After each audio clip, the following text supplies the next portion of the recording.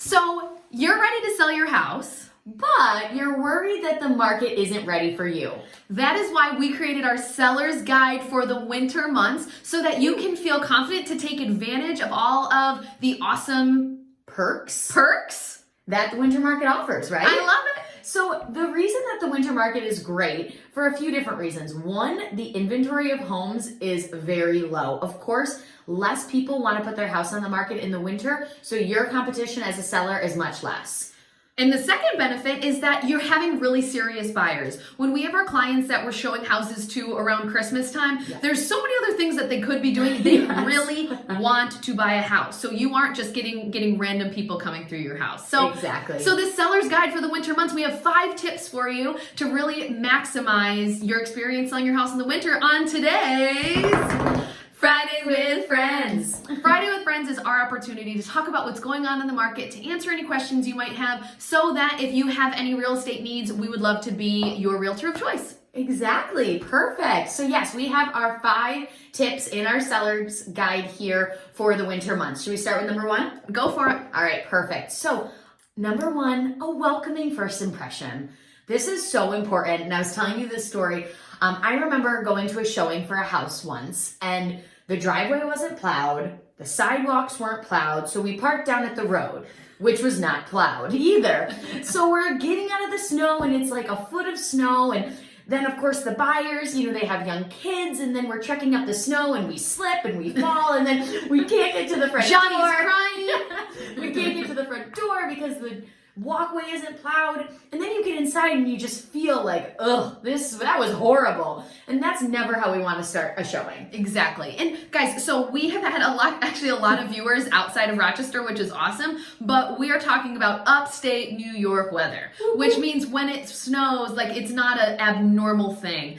There is going to be snow in the winter months. If you are selling your home in the winter months, there will be snow. So you need to make it a priority that whether you're shoveling it, you're plowing it, or you're hiring someone, you're getting the kid up the street to, it needs to be plowed. It needs to be shoveled. Not only the driveway, but guys, there could be 3 cars in your driveway. The realtor's car and potentially 2 other cars. Or more. Or even more. So making sure that it's able to be moving around, that maybe you're salting it or putting sand down so that people aren't slipping, but there needs to be that space, and it needs to be able to be comfortable for when people are walking in. Of course. Oh, did I mention that my story, the driveway was also steep? So we're like falling everywhere. So it's such a good point because we want that first impression to be the best that it possibly can be. So that's a huge point. And steep driveways are steep driveways. We grew up on the biggest steep driveway. It was like a competition, like who wouldn't get stuck this year. And by the way, I'm like, really?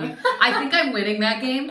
But anyway, so there's going to be steep driveways, but if that is the first thing people are worried about, that's going to be an immediate thing. Whereas if it was summer, they wouldn't have even thought of it. Yes. So first and foremost is just really making sure there's this welcoming first impression. A lot of it has to do with the snow. Yeah, of course. All right. Number 2 is making your home comfortable. So this is a really fun thing. Actually, that Abby came up. Tell about the temperature thing.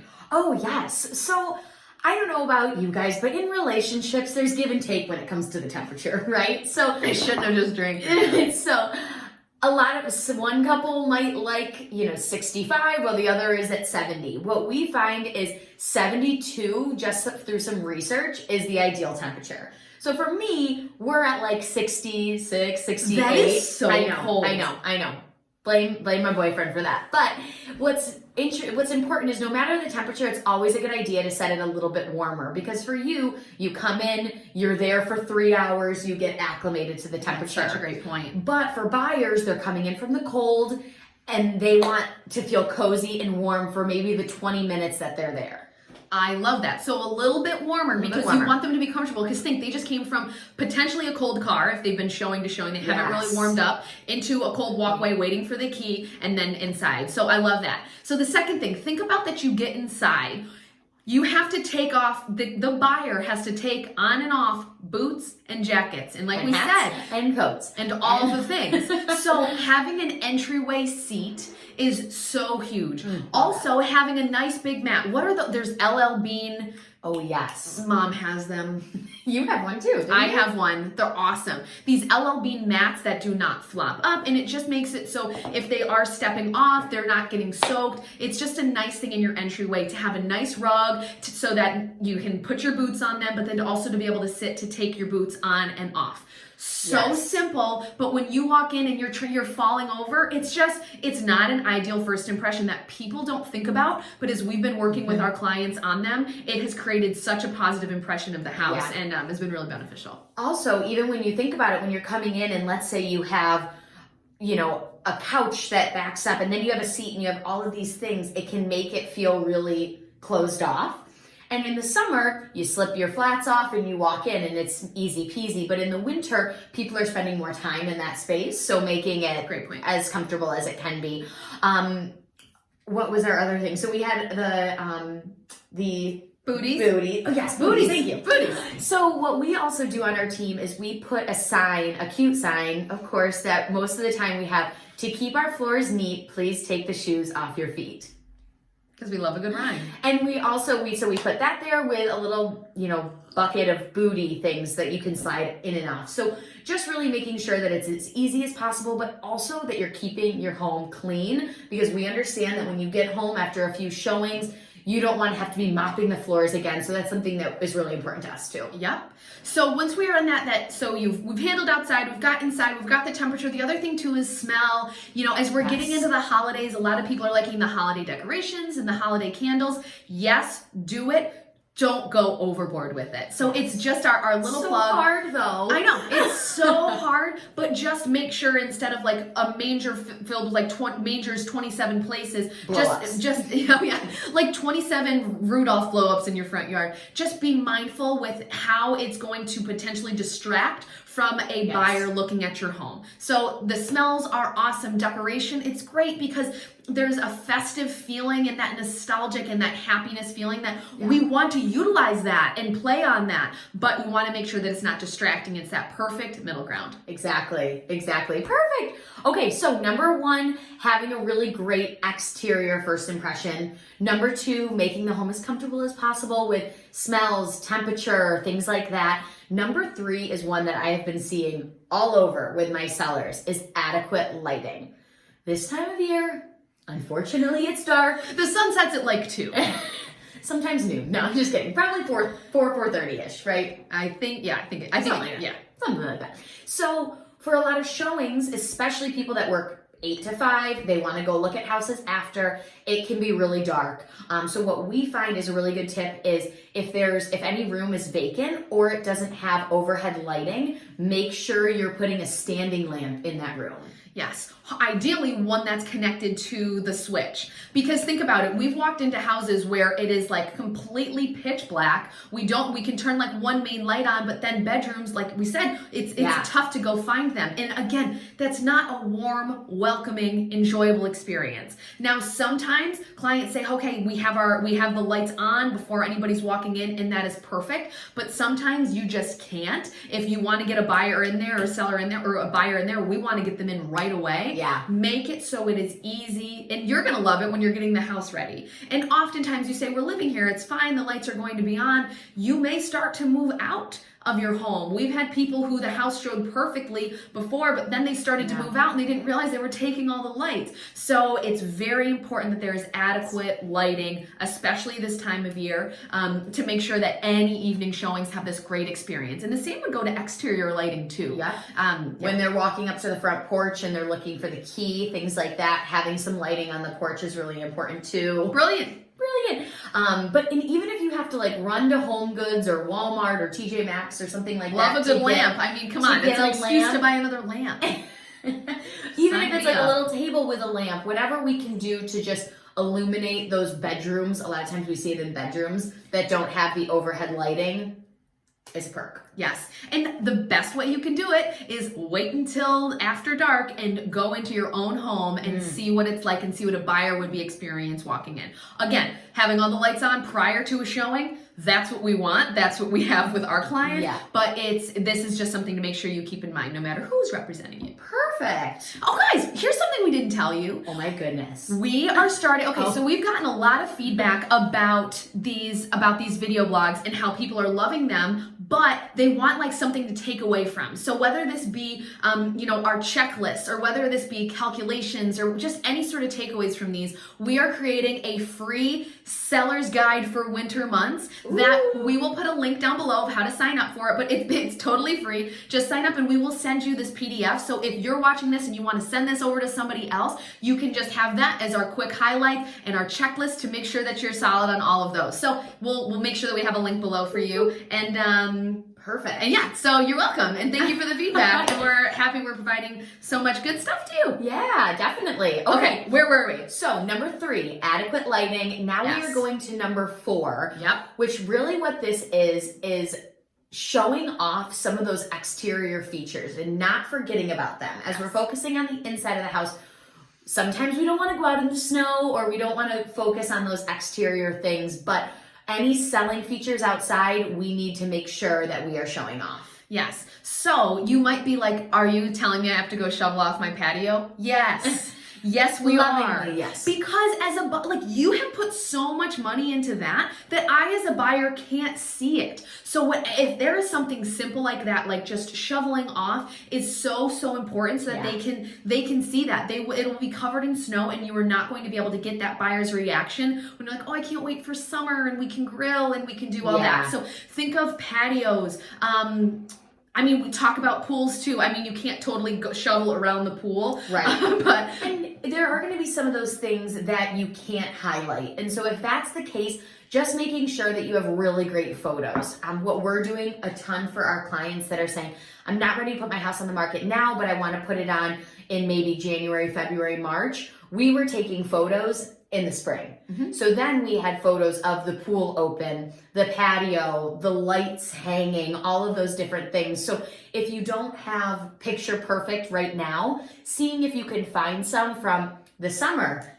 Yeah, I'm just thinking of me posting like, hey, here's a picture of my patio and my crazy kids running around on it. But it's a photo and they get to see it and hey, it's real. Exactly. So if you don't have our, obviously we have professional photos. If we don't have any professional ones of those selling features, going back into, your camera roll on your iPhone or whatever and sending us some of those is always a good idea too. And also, it's not just about, so we have the features of your home. It's also think about gardens that are blue, like the trees we have, rhododendrons, whatever and that word is. A magnolia, I don't know, the pink one. Yeah, it's we really have pretty. the most beautiful trees that bloom certain times of year. So if you can find pictures of those blooms, we know this sounds simple, but guys, these details matter. These details are what's going to make a difference with our buyers to be able to really get the entire experience that your home is offering. And even though the winter does pose a challenge, but we can still balance that out. Exactly. So think of photos of flower beds.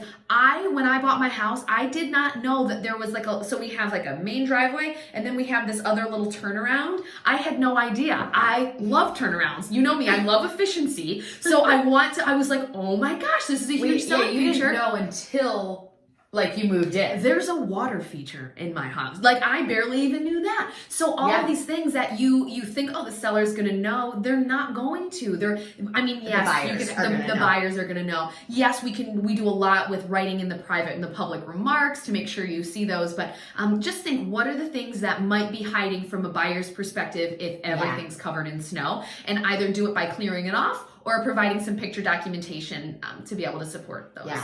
One other thing too is the trees. And let's say you have a backyard that has great privacy. So not maybe the pretty trees, but just your privacy in the backyard. And in the winter you walk out and you see someone's house. See everybody's neighbors, or all the neighbors in all the backyards. A road or something like that. So providing photos that say, yes, for these few months that there aren't leaves on the trees, we don't have that much privacy, but look when they fill in.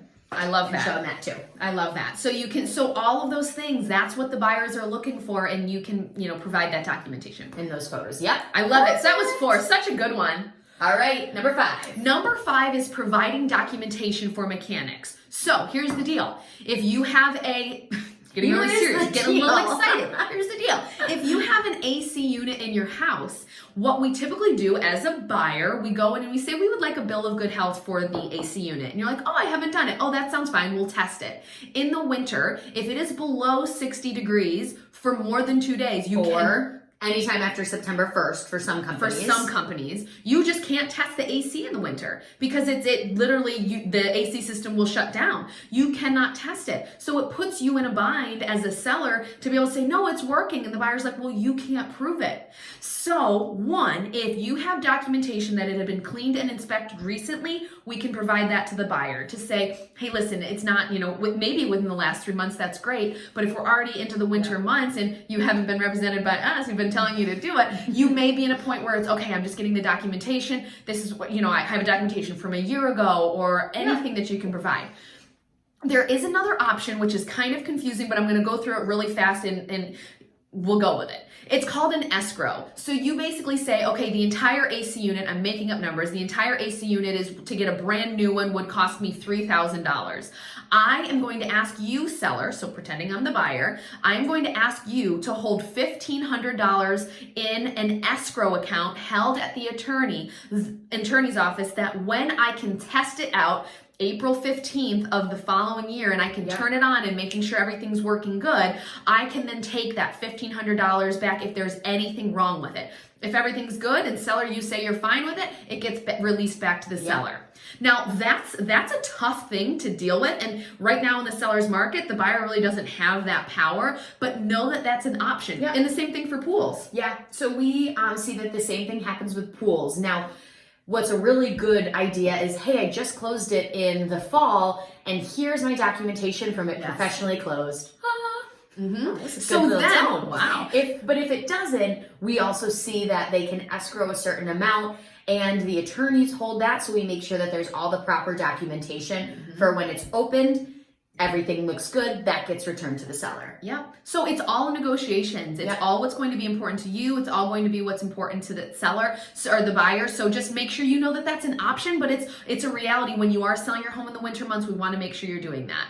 And then the last thing is they can't, when it comes to this mechanics, is that they're not sure about the age of the roof. So if they're unable to see it, you can, in the property condition disclosure that you provide to your buyer, you say how old the roof is, but you could have a really old roof, but it's in great shape. Yes. Can you find any pictures of your roof, or can you find any documentation? Just letting them know and giving them any sense of comfort that even though they can't see it, the mechanics are great. Exactly. Perfect. Guys, okay, so if you are watching this, if you want to pass this along to somebody else, if you just want to be able to have a quick outline of it, we are providing that to you in our seller's guide for the winter months, which we will be sending along. So we will put a link below so you can click that, and then we will go ahead and send that off to you. It's an awesome just checklist. We'll be going into a little bit more details too, just so you can make sure that every piece you've hit off so you can sell your house and take advantage of the low inventory, take advantage of the serious buyers, and that you don't have to wait until spring. Exactly. All right, guys, thanks for watching. Thanks for tuning in to Fridays with Friends. Friday with Friends is our opportunity to talk about what's going on in the market, to answer any questions you may have. So if there's anything you would like to talk about, always know you can reach out to us, but we would love the opportunity to be your realtor of choice, either for you or for your friends and family that have any sort of real estate needs. We are always here for you. Thank you so much. Bye.